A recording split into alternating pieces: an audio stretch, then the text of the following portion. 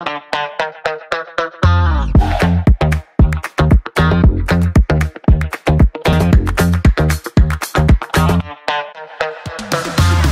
vrai que c'est un quartier assez animé et donc c'est pour cette raison-là qu'on met tous les projets en place pour sensibiliser justement les enfants et les parents à la sécurité routière.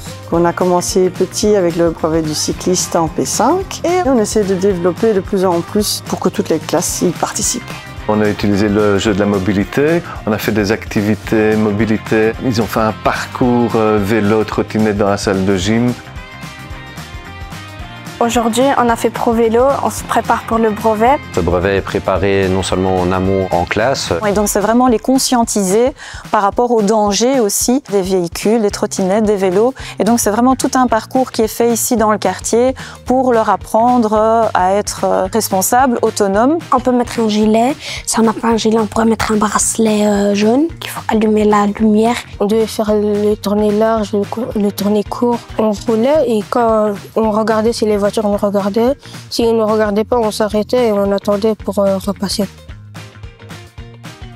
Mais c'est compliqué de trouver du support et le jeu qui est fait en P3, P4, il apprend plein de choses sur les panneaux. Il y a le panneau stop où par exemple le panneau stop mais juste les vélos peuvent passer.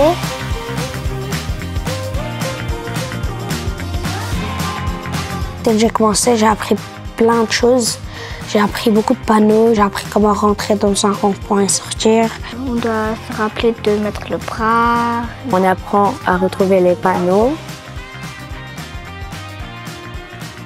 Je suis très heureuse au fait que tous ces projets soient mis en place dans l'école. Quand on voit tout ce que ça apporte aux enfants, il ne faut pas hésiter 2 secondes. C'est un projet qui se fait vraiment en continuité et qui est vraiment pérenne. Et donc ça, c'est vraiment très, très positif.